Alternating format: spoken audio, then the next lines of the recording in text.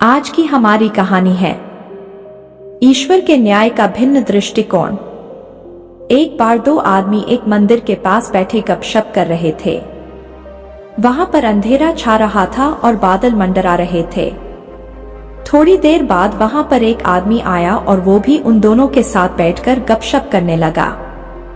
कुछ देर बाद वो आदमी बोला, उसे बहुत भूख लग रही है। उन दोनों को भी भूख लगने लगी थी। पहला आदमी बोला, मेरे पास 3 रोटी हैं। दूसरा बोला, मेरे पास 5 रोटी हैं, हम तीनों मिल बांट कर खा लेते हैं।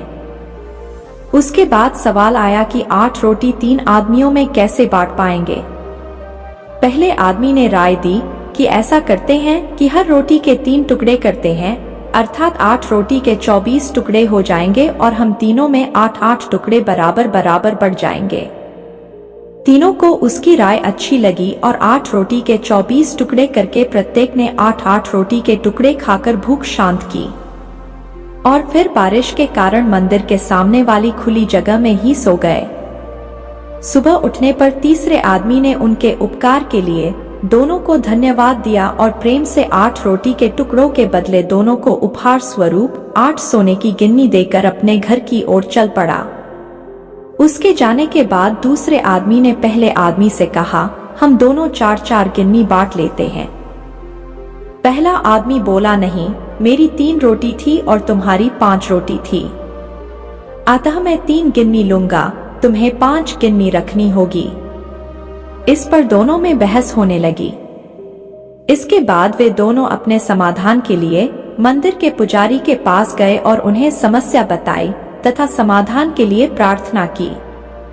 यह सारा मांजरा सुन पुजारी भी असमंजस में पड़ गया। दोनों एक दूसरे को ज्यादा देने के लिए लड़ रहे हैं। पुजारी ने कहा, तुम लोग ये 8 गिन्नियां मेरे पास छोड़ जाओ और मुझे सोचने का समय दो, मैं कल सवेरे जवाब दे पाऊंगा। पुजारी जी उन लोगों की 8 गिन्नियां लेकर घर चले जाते हैं। शाम को लेटते वक्त पुजारी को दिल में वैसे तो दूसरे आदमी की 3 से 5 की बात ठीक लग रही थी, पर फिर भी वह गहराई से सोचते सोचते गहरी नींद में सो गया।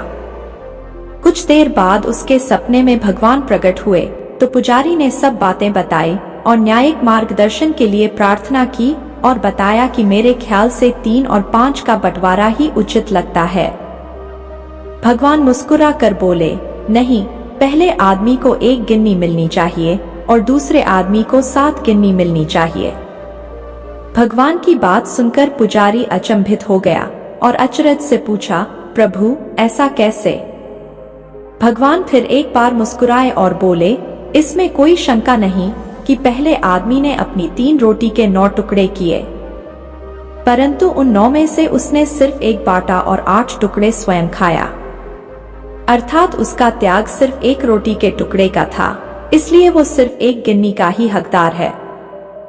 दूसरे आदमी ने अपनी 5 रोटी के 15 टुकड़े किए, जिसमें से 8 टुकड़े उसने स्वयं खाए और 7 टुकड़े उसने बांट दिए, इसलिए वो न्यायानुसार 7 गिन्नी का हकदार है। यही मेरा गणित है और यही मेरा न्याय है। ईश्वर की न्याय का सटीक विश्लेषण सुनकर पुजारी नतमस्तक हो गया। दोस्तों, इस कहानी का सार यही है कि हमारे देखने की समझने की दृष्टि और ईश्वर के देखने समझने का दृष्टिकोण एकदम अलग है। हम ईश्वर की न्यायलीला को जानने और समझने में सर्वथा अज्ञानी हैं। दोस्तों, कहानी अच्छी लगी है तो इस वीडियो को लाइक करें और ऐसी ही कहानियां सुनने के लिए हमारे चैनल को भी सब्सक्राइब करें। धन्यवाद।